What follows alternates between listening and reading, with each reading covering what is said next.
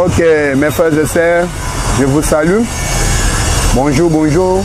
Bonsoir, bonsoir. Baoui Bazana, Libanda Mboka Place, Tozana Nubutu. Baoui Bazana Katia, République démocratique du Congo. Na Kinshasa et pas Fachi Beton Moukantombolo, Bazo Bengamoto à Volcan. Nous vous saluons. Zamba Sungabino, Abate la Kapé Binondenge, Bolanda Kabiso. Pendenge Bobenga Kabiso. Tangonde to profita rapé pour na kopé Sabino numéro Nabiso c'est plus 243 85 060 32 38 plus 243 85 060 32 38 bandeko na yebi bien que toyaka ko solo la masolo ezota la mboka na biso c'est-à-dire République démocratique du Congo. Nazasir que boyoka kibino nyonso makambo ezandaki koleka na kati ya République démocratique du Congo. Pour votre information, tozo kumisa pe tozo pesa coup de chapeau na ba FRDC na biso na est de la République na ba investigation na bango po na bandeko bazo tambola na ba bombe artisanale. Merci, Dieu merci pour ce matin ici on vient d'arrêter Mutumoko oya bandaki ko déposer ba bombe. Bauti ko kangaye lelo yo. Lelo mardi na tongo a partir ba 8h bauti ko kangaye na est na Beni. Akendaki pona ko kende kotika ba bombe wana na kati ya hôpital de référence. Vous comprendre que batwana bazana mawate. Bande ko na kati ya hôpital bazobela balali na bambeto me bake ko tiela bango lisusu ba bombe. Poso qui est explosé, balobaka ke boyoki kimi ekotité. Mais coup de chapeau na la police. Coup de chapeau na FRDC au bazana est de la République ba mapinga na biso oyo balobake pa James Kabare na Joseph Kabila ke bakotika la jamais kozala na force ya kobomata puku. Mais Dieu merci les loyo ba FRDC na biso bazongeli en marche la police na biso ezongeli musala penza bakomi kosala wana na est de la République pona kokanga mutu wana avec sac na ya laki penza sac bandeko boyoka bokindo kyo batu bazana ngo. Mutu ache sac na mukongo croyant qu'il y a musala or musala zanango ezande musala ko kende ko déposer ba bombe, c'est-à-dire monguna a changé le système lokola ba moni ki attaque ya FRDC zamakas na minduki de ba changer le système siko ya ko kende ko déposer ka ba bombe e ba kangi mutu wana na tongwawa aza déjà na maboko ya la police na FRDC aza sir ba kei na yeti et pas gouverneur militaire po ba ye banini ba kosala na ye. Mais pour nangai nazo pesa conseil et pas bande ko na biso wana ba meka ko attendre ba yoka nini eza sima na ye pe ba mususu baza wapi po azaye mu côté denga zawana azana batu mususu baza sima na ye o pe batu o ya zana bango o bazana kati ya ko déposer pe ala kisa groupe na ye po FRDC mona moya ko kanga bango nyonso ba torturer ye makas parce que torture eza pe permis et pas un criminel ko meka koloba ba vérité malgré tout ça na état de droit. Malgré tout ça na démocratie mais basunga biso pona ko torturer pona ko mona moya ko bimisa banguna mususu batikali parce que azaye mon côté wana na ngambu ya est de la République yango tolobaka ke il faut population fongola misu pona ko yeba nini ezoleka population fongola misu pona ko dénoncer ka makambu ba rebelle na ba ADF bazosala. Merci beaucoup. Nazo kende na likambo eleki na Sénat lobby to yebisaka bino ke eloko ezalaka na force ezande peuple congolais. Peuple congolais soki atomboki lelo boyeba ke bino bokomeka ko maîtriser bango te. Yango ne bomonaki lobi peuple congolais a négligé ki première destitution ya matata pona kolongole militaire bango moko basalaka ba sénateur mais lobby peuple à se prendre en charge, comme dit notre père Etienne Tshisekedi wa Mulumba, paix à son âme. Alors, prenez-vous en charge. Yangone Bomona qui lobby peuple congolais, liboso a parlé du peuple. Pour na cause là, sénateur. Oyo bazal bandaki ko traiter likambo ya matata ponyo na kati ya Sénat.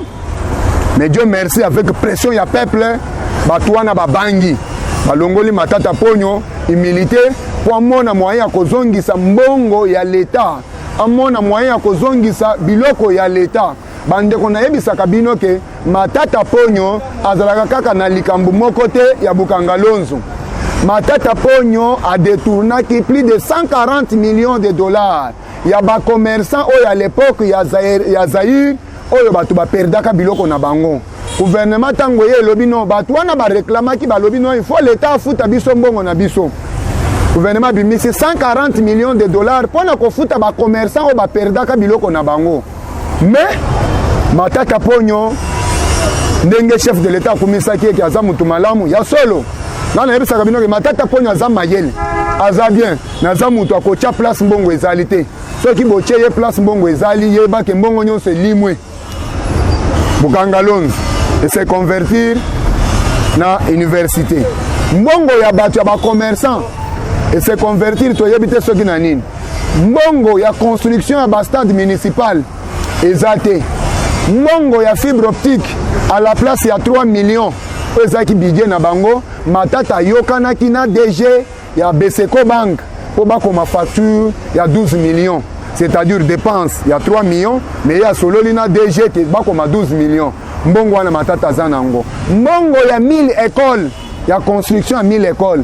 Oyo lelo peuple congolais baza kotinda bana na bango na ba classe mais ba ban ezate, peuple congolais za kotinda bana na bango na ba école mais école ezate, et vous taki komona ndenge tota ko zo problème entre église catholique na EPSP.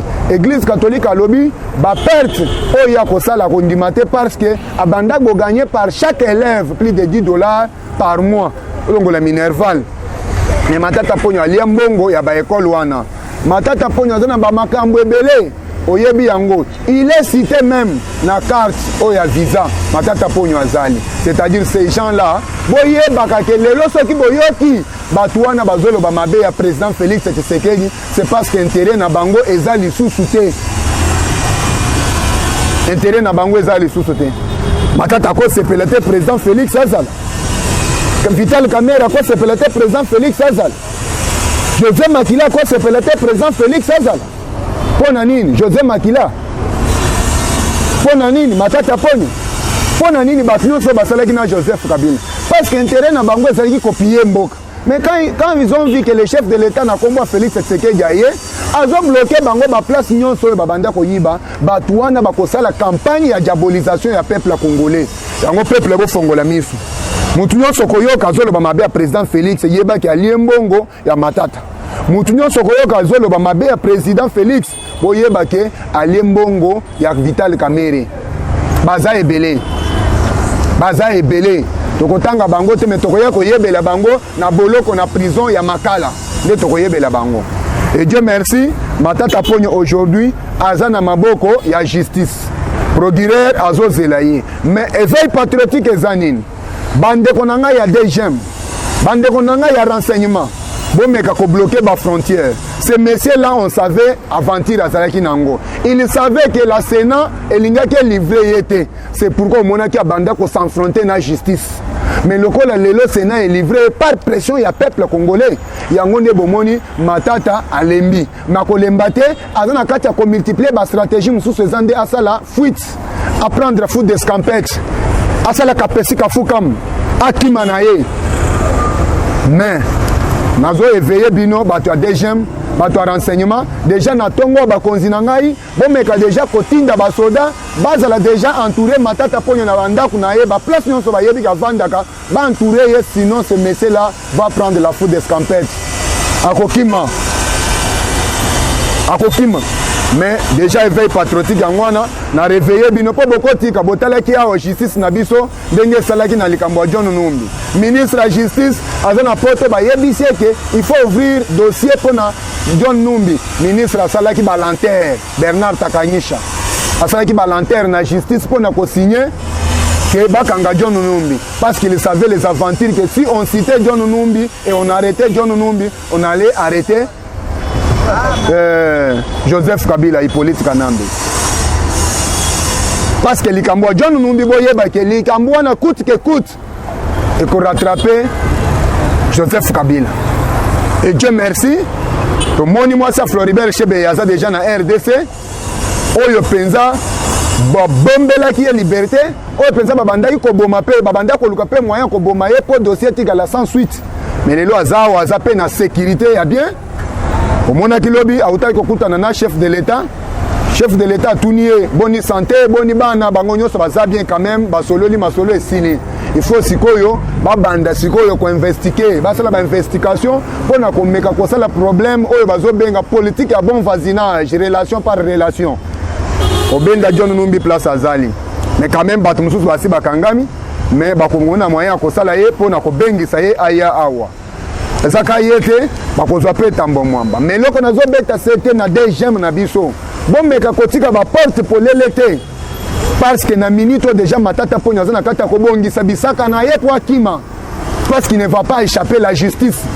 Il a trop de dossiers. Il y a mbongo, il y a détournement, il y a peuple congolais. Et la justice, je regrette. Même le chef de l'État a regretté pour votre comportement. Pourquoi vous arrêtez une personne? Na dossier où ils senga détournement ya mbongo me bokangi mutuana me mbongo ezo bimate. C'est inutile ya kokanga mutuana. L'argent peut se transformer en bien matériel. Qu'est-ce qu'on va faire avec la justice? Et ça ko boto le biloko wana koteka yango publiquement. C'est un trésor public pour tout le monde moyen de nourrir la population congolaise ou le RDC comme Afrique. Banda koloba na yebisa kabino ke babanda ki koloba RDC eza continent. Et banda ki komona na te. Ah on a époque ya président Félix de RDC comme komona na ke eza continent parce que liberté comme pas mutu nyonso. Nombre de population pe monani. Ah Nzambe na ngai. Batu bazo yeba mbongo ya l'État. Bon matata ponyo ba Vital Kamerhe ba José Makila yango nazo profiter pona kosenga Sénat. Boze la telle lisusu pour la deuxième fois biso peuple to ya lisusu na palais du peuple pona koya kosenga immunité ya kolongola immunité ya José Makila na détournement ya construction ya aérogare ya Njili. Construction ya aéroport ya Lualaba José Makila. Lelo on a tra bomoni yango ndenge ezali José Makila ekufi.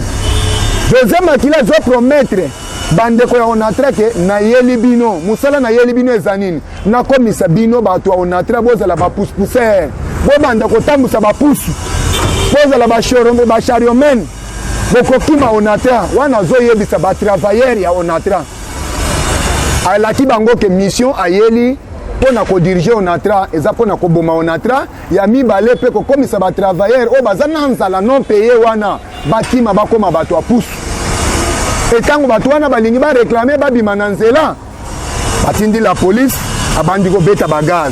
Bagaz obi ce peuple congolais to Sibir à l'époque.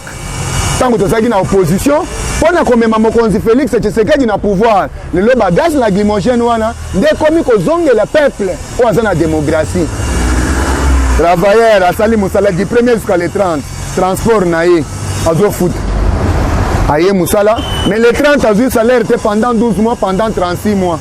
Ce qu'a l'ingé réclamé, José Makila Yebisiye que Bokokima wa Bokokoma bato a pousse. Mais Dieu merci, comme on vient de livrer Matata Pogno na maboko à justice. Tozana posande ya bien, ya peuple congolais au Matata Pogno azui. Les dossiers en attend. Et ça est belé. Na uto sitele bino ke na inaza kutotana makambo ebele bele wana te. Naza na posa ya construction ya ba école. Oh Matata Pogno azui 1000 écoles. Soki 1000 écoles wana batonga kangwe pa Matata Pogno. Et l'autre linga toza la peine à difficulté te.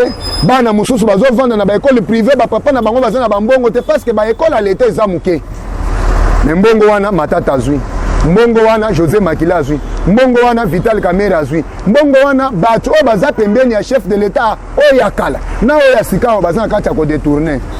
Soki bilomba conseil chef de l'état alobi botieli e poison.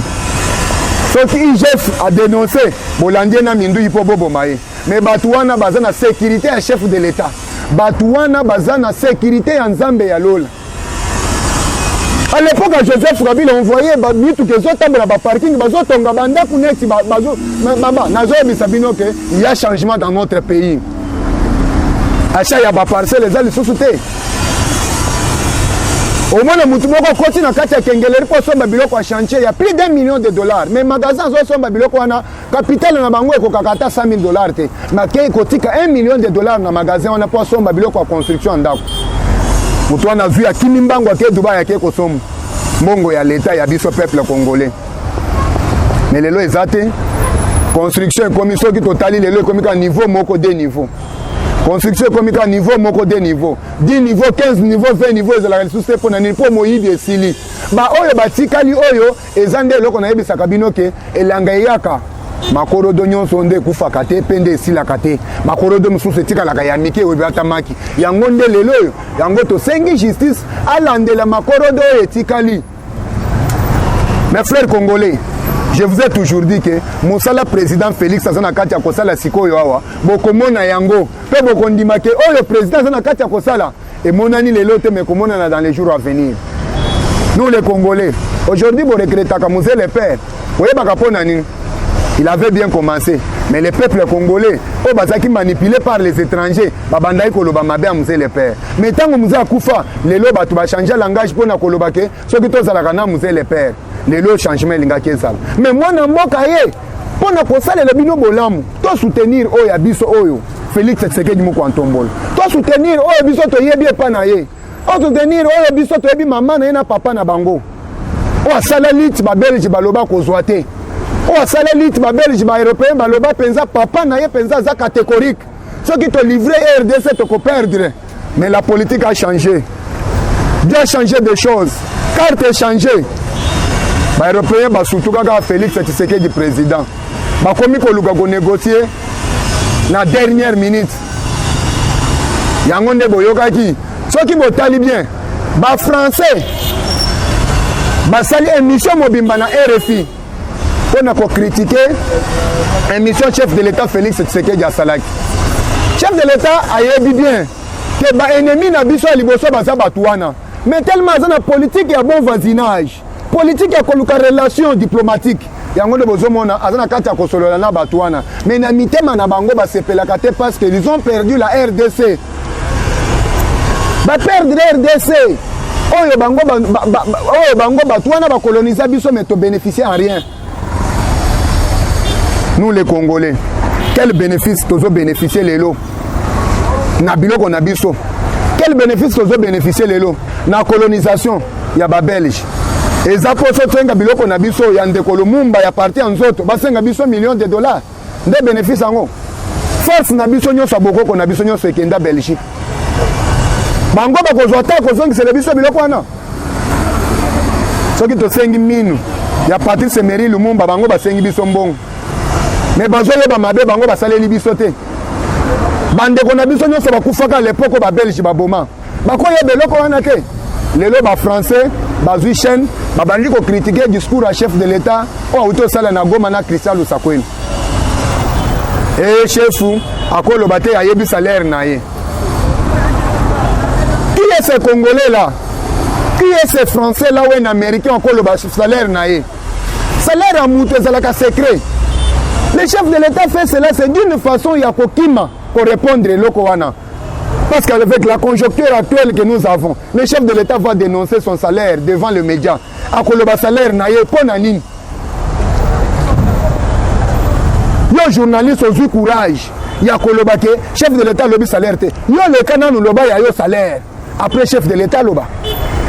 Salaire ya mutu ezalaka connu par des personnes. Le bénéficiaire na directeur ya chargé ya ressources humaines nde ayebaka salaire à mutu. Ata ba travailleur ba collaborateur oyo basalaka place moko na mutu bayebaka salaire à mutu te. Boti yango ekomi débat. Mais boyeba qui connaît son salaire et qui l'a déjà dit à une autre personne que nga bafutaka nga boye. Tozalaka na bino na Joseph Kabila pendant 18 ans. Nana yebaka salaire à Joseph Kabila. Mais quand même Dieu merci boya koyeba yango tango abimi babenga kango indemnité. C'est-à-dire que bimana ye biloko ya kozwa buneti récompense nde oyo mutu ya koyeba ka salaire. bamususu bakomi na Facebook azwaka 2 millions de dollars, bamususu balobi 5 millions de dollars. Qui t'a dit cela? Nana yaki koyebi soki Félix Tshisekedi azwaka 2 millions. Outrage bozoyeba yango te na état de droit oyo toza na démocratie. Lelo tokomoma na démocratie elongo na démocratie comme libertinage. Mais quand même, Dieu merci avec notre président parce que ça a tolérance ebele. Personne linga kokotisa biso na conjoncture oyo ba mindele ba supportaka makambo. Bolanda qui na est de la République, il y a un député qui a insulté le chef de l'État. Ba qualifié yango pour outrage, ba kanga qui est. Mais quand lui a entendu cela tant que numéro 1 il y a RDC, tant qu'un vrai Congolais, alobi non, botika mutuana. J'aime des critiques. À l'immédiat, il n'a rien payé. N'a commis remercier le chef de l'État. Premier tour, a fini chef de l'État. Tant que Batikiye, Moutoyo, Saleli Mabe, Atiki, Alobibo Tikaye, Oye Kokupé, ça y est coup de chapeau. Merci quand même. Vous allez apprendre ce qui se passe en politique. Et je vous ai toujours dit que vous allez apprendre la politique en politique. Les Congolais. Gouvernement Lobby, Boya. Na fait que tu vends la place mokoto solo le peuple congolais se retrouve à l'IA. Fait qu'à l'obit au boy. Mais quand le gouvernement na ministre de l'économie n'a pas besoin de décision té.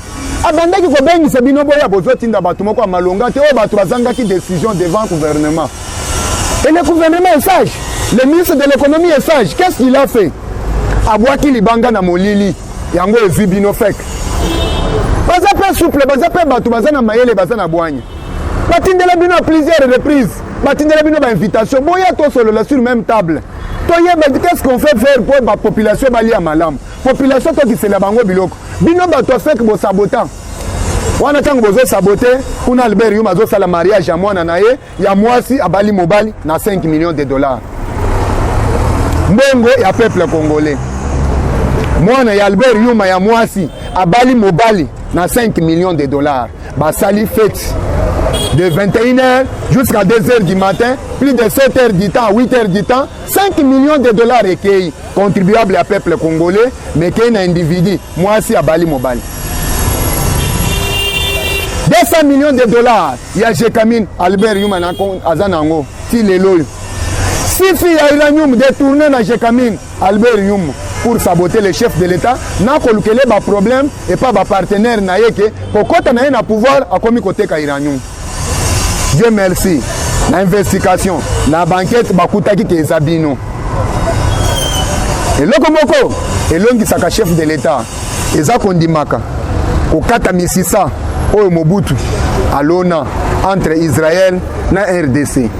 Mobutu avait bien juré, même pour prendre la décision de se réconcilier avec les Satan, diable, n'a qu'on se réconcilier.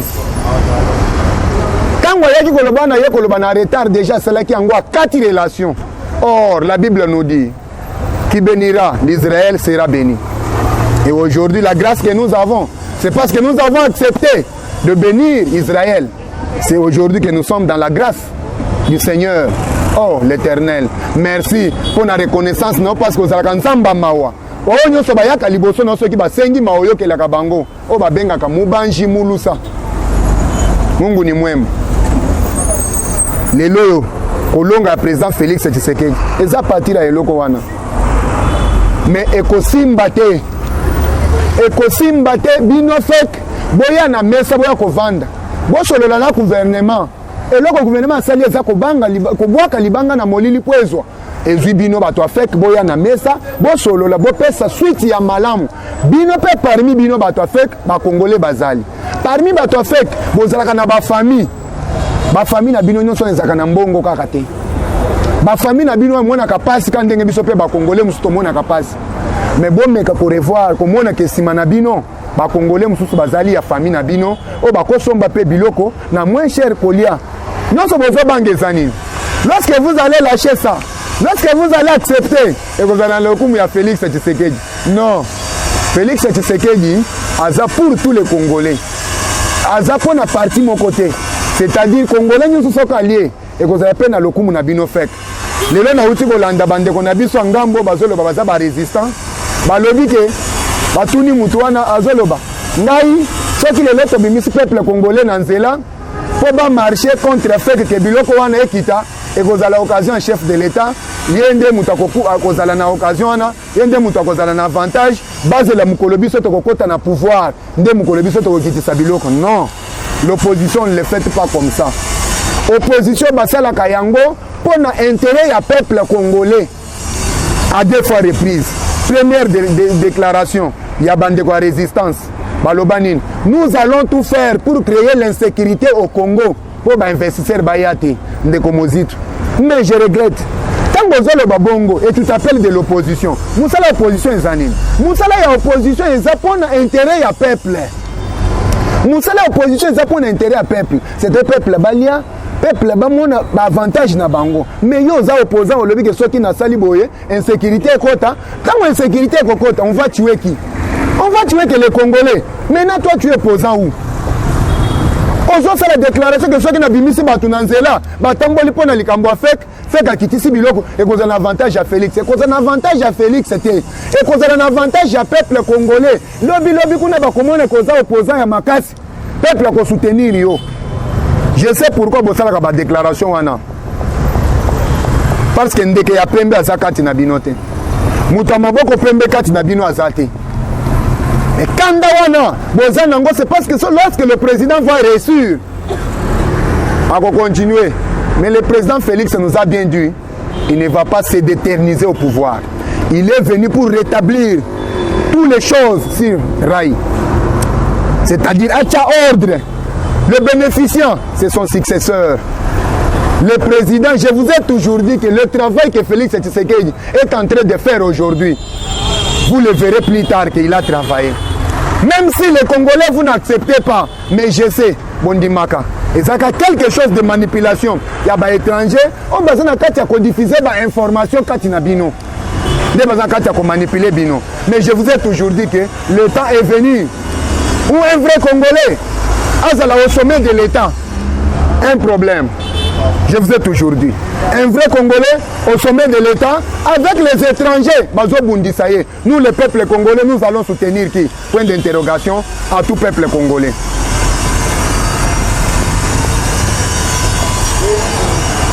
C'est ça. Bandeko, et puis ça Kanda, mais moi je suis Kanda parce que tu as déjà dans mon compte. Et puis ça Kanda, mais moi je suis Kanda parce que tu as déjà na papa malam pour répondre à besoin du peuple congolais. Boza la kimia, bokolia, boza la kimia, bokosepela. Qui n'est pas dans musique kalate, je vous donne au moins 2 semaines à 1 semaine déjà beaucoup dans la kimia. L'État congolais a des mesures nyonso. Ce qui fait que aboyi, proposition sous ces alliés n'a pas signalé bino. Notre gouvernement va acheter des bateaux de pêche.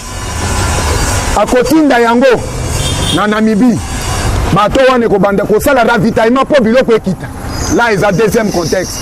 Troisième contexte, quand on a quoi intercaler fait le gouvernement est disponible pour na kobimisa mbongo ko sala biloko ya yemoko ba cantine populaire au peuple la kosomba.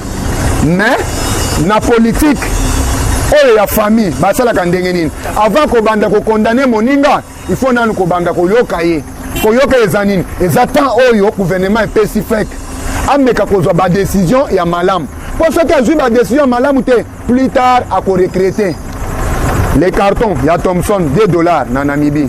Carton ya Soso $2 na Namibie. Et vous venez avec ça au Congo, Boteki Yango à 70 $.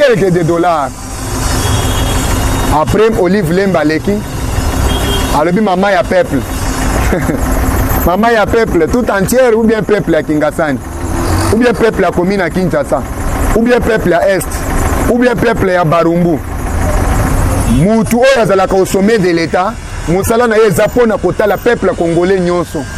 Et ça pour kokende kosunge bembete oyo zosala vidéo wana ke oyo akufi nini boza mbongo bokende mobulu ezala te bokabola te tango azalaki malade ozalaki wapi. C'est pourquoi il faut kosala ba hôpitaux pour ceux qui mutu aza malade akende hôpital à l'état mbongo eza muke akomona kwa ya kozwa soin akoboya pe kokufa pe akozala bien au privé biso ba hôpital ngai natuna kaka Olive Lem na Joseph Kabila. Moya bisanga ina gouvernance na bino pendant 18 ans. Hôpital nini botongi à l'état par mama yemu boya kokuta pe bobomi. Wana olobi mama ya peuple congolais. Biloko nini bino bosali à part kingakati. biloko nini bosala par bakasha mata ba biloko botongi na ba S pour circuit mbongo so balandela yo na lobaka yango mbongo bapesaki yo ya campagne eutaki na ba entreprise publique bosengaki yango na ba entreprise publique pour na kosala campagne mais mbongo wana osala nango campagne te okenda kotonga hôtel le plus cher na Goma l'état zali akozwa yango bokoza na discours nini bokoleke pas peuple congolais. Mobutu a fait 32 ans au pouvoir, personne n'a réclamé les élections. Joseph Kabila a fait 18 ans au pouvoir, personne n'a réclamé les élections. Et là ça bardait toujours. Pays bandako s'enfoncer dans Liboulou. Mais à 2 ans, il y a Félix Tshisekedi, la mauvaise foi des étrangers. Il demande les élections. C'est-à-dire Félix Tshisekedi a un bâton magique à Beta Biloko et Baluka.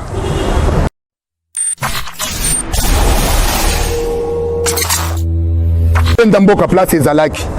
Komatisa yango. Oya kotonga siko fondation ponda ko vendre. Ndeta ozomona tozana kati ya kolegela oyo. Mais Dieu merci quand même, on parlait pour un recensement, mais namoni et comme autre application. Le peuple congolais, Bobandak Bolinga qui voit surtout comme Kolomoko Boeba vote la biso Congo. Un Congolais sans carte d'identité, qu'est-ce qui prouve que ça Congolais? Tolinga to surtout kanabino Kolomoko Boeba Rwandais bakoti Congo na ba carte ya RDC, ba lobi ke ombo kanabiso bolongo. Bolinga bokende wapi? Na yebi sakabino joueur na biso, o lelo bakati biso. Équipe nationale ya RDC Léopard bakati biso na conflit ozalaki nango ba betisi Gabon betisi joueur moko boy boy mpo nani bakata équipe nationale c'est parce que notre joueur azalaki na identité ya RDC manque ya carte d'identité akenda ko bimisa carte d'électeur eza identité te zaka non considérable coup de chapeau na ba agent nyonso renseignement militaire pe renseignement civil na Lubumbashi bandeko nanga nyonso bolandaka nga na Lubumbashi nazo pesa bino merci beaucoup bo continuer na musala pona ko renforcer sécurité ya mboka na Lubumbashi les officiers na ba o babenga kabiso coup de chapeau bo sala musala malamu bo sunga président Félix seul pays que nous avons c'est la RDC seul pays que nous avons c'est le Congo. Bosunga chef de l'État. Renseignement présent à Kinshasa. Bosunga chef de l'État. Bandeko ba yidi mbongo à l'État. Bondi mate badima. Opération yesi ko to moto la biloko to teka yango pona ko zongisa mbongo ya l'État. Na ba miyibi. José Makila tourne na ezali. Yango ekomo banda déjà. José Makila nazo yebisa yoke kozala surpris te. Ya yo tour ezali. Si vous voulez bien faire, allez-y négocier. Coup de chapeau, le chef de l'État, comment vendre sa bokonzinaye? Boyoka qui déjà, de Grèce et Moutombo, boule mouissi à Zaza. Bazengelier pas moi na moisi. Asalaka déjà na Fonds monétaire international, avec la capacité, oh toko lobelate. Azu biloko wana. RVA, boyoki yango déjà que ça na maboko afachi. Basala musala malam. Abi avion zo kita, kalate peuple congolais, yango ne bozo mona Martin Fayoulou. Azana kati ya kozela moya ko redynamiser parti na ezate parce que mbongo abiye ezate abandaki kozela pe billet kita po bando futa $100 po bando kende ba province ko sala redynamisation à parti. C'est le peuple congolais. Un problème au-dessus de l'État. C'est quoi? Au sommet, un Congolais président de la République avec les étrangers, les ex-dirigeants de la RDC, bazo bundisaye. Nous, le peuple congolais, nous allons soutenir qui? Point d'interrogation. À vous, Oebolandaka. Les numéros, c'est encore plus de 143, 85, 060, 32, 38. Et là, on a moni lelo, nanzela poids lourd. Yango na lobaka, général Kasongo, zalaka soldat, zalaka civil, ba pesa ka yo teni. Po biloko on est banda ko sala mingi à l'époque à Joseph Kabila. Bazui civil moko bo ba pesa yo teni. Incompétence notoire. La police ozoko ko diriger te. Tala na poids lourd, lelo na 8h du temps. Na 8h du matin. Et là on ineleki. Ba ujana bazo kota na kati ya bis, chauffeur za kati ya kokende. Na population pona komema ba na kati ya misala. Ujana sauter pona kokota na fenêtre. Ko benda na volant na chauffeur. Éducation za wapi? Général za wapi? Incompétence. Tango tokoloba balobaka. Ozoko ko maîtriser la police te. Ozoko ko maîtriser unité bazo benga ujana te pona nini? Soni. Ou bien bosalaki bango po ba contribuer pe na makambo ezobunisa chef de l'État. Yango nazo baba konzina ngai nyonso bozolanda ngai. bozwa unité o bazo benga ujana lokola ba mesani ko beta masasi na population la nuit biso batu ya limité to lalité ujana tomboki bazo beta masasi partout c'est comme si to komi sous na est wana nini ujana eloko ne ko sala te pona ko maîtriser unité wana bozwa bango pour votre conseil bokende na bango na est lokola bazo linga ko beta masasi bakende na est ba beta masasi na ba ADF ba beta masasi bo unité autolembi unité autolembi to merci na telema na mona ujana aza na pete mon côté mazo kangela colonel full azo bise longwawa boyoto manga maîtrise zongisa général Kasongo zongisa général Kanyama na la police azongisa discipline o la police azaki nango zongisa général Kanyama na la police Mokonzi Félix Tshisekedi azonga sala musala discipline kota trop c'est trop c'est que la police bazana kata kosala na poids lourd elembi ko banda Pascal ti gare centrale tala makambo bazo sala bakonzi bazate bakonzi ya la police bazate général Kasongo a mesani kaka nini coup d'appel et pas un Nigérien un Libanais bakangi ngai wana intervention à peuple congolais pour peuple congolais zagane loko mais biso na tozu eloko te poto benga ka yo pe pona ko peso eloko IGF fongola enquête chaque jour 10 000 francs ezokende na la police o bazokanga pona batu kashine fongola banquête oyo bambongo ekoti na DGRK combien o la police akoti pona kashine ya mibale IGF kota na armée na biso sala enquête pona koyeba qu'est-ce qui se passe na yo ki coup de chapeau na yo ka otai ko prêter serment avant-hier pona ko banda ko sala siko enquête na armée pouvoir wana et pesa melio déjà merci beaucoup continuez Gilles Linkette Mutozo Lengis Gilles Linkette Mutozo Bangis na conseiller ya chef de l'état en matière financière Bilomba batu mibale wana bazo bangisa mabe 3 fois reprise Bilomba était empoisonné à 3 fois mais grâce à Dieu azo résister te azana makasi mais balembi te bakomo multiplier ba makam et ayibi 11 millions de francs na FPI Bilomba à sa qualité ayiba 11 millions 5500 dollars na FPI to yebi kalikini na bino ezalaka soki sango malamu ezali bino bobemisi ya mabe chef de l'état azona kata kosala succès na est bino bobimisi makambo badip ba dénoncer likambo ya carte bino bokwesi likambo ya badip na terrain dip eza ko banda lelo te ko banda mobutu banda opesa bato ya pajero ya Félix Tshisekedi mais bon prouver biso bokende ko signer cahier de charge ya papa Mboso ke boboyi badip or on a bien expliqué Zombo dip bako banda okata yo soki mbongo ekoki te mandat na yo esili ya ki député indemnité ezali de sortie bako pesa bako kata mwa mbongo mais yo bénéficier dip boleki na ba télévision corruption sommet de l'état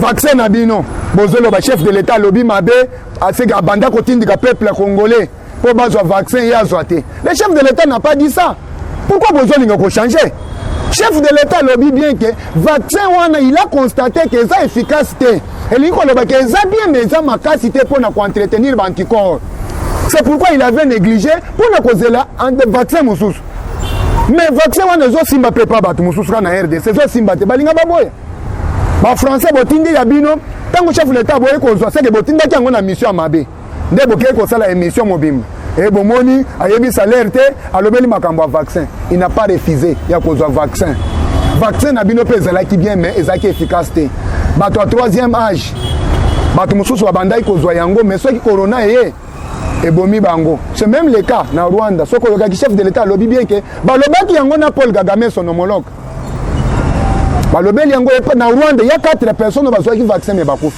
kaka bino ba français tango toboyi yango ne bokomi oleka na chaîne pona koloba pona kobebisa moral à peuple biso awa tokomi soudé peuple congolais biso awa depuis Fachi Beton ya tokoma soudé o biloko na bino bosala toyebi bien que soki un français azwi dossier na yo façon komeka kokitisa yo toyebi musala na bino eza kocritiquer bino ba français les journalistes français mais awa biso pe tozali kusiri kupona kozongisela bino on diabolise le peuple congolais. Mais c'est qui a envoyé la population congolaise base au vaccin où il y a des yamabe. Mais vaccin n'a bien toboyi yango.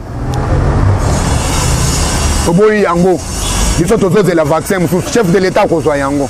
Et là, c'est clair, le vaccin est bien, mais efficacité. Pour transformer le dossier. Et à qui passe que ça a mabé, à venir à faire, ça peuple congolais pour Bakouf. Interprétation. Toyebi, Basoriano, Moussala Nabango Yangwana, pour nous financer bino. Prise en otage, depuis 2018 jusqu'à aujourd'hui, France 24, comment a Moïse Katoum? Prise en otage.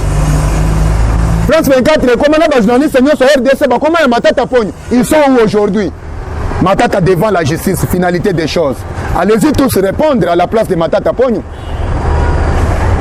Les Congolais manipulés pour John Biden. Les John Biden. De yango ezomeka bino boy. John Biden yango ndezokomisa bino boy. Pona l'État, pona mboka na yo moko zoteka pona 3000 $2000. Zalata na conscience notre père spirituel au nom de Papa Tshisekedi nous a bien dit que liambongo me trahir. Tu connais bien que la personne a volé mais ozolinga ko défendre. Merci beaucoup balandi na biso. Makambo kolobeze belé soki tolingi to loba seke tokotoni sa caméra. Pour aller l'autre notre numéro c'est plus 143 85 060 32 38.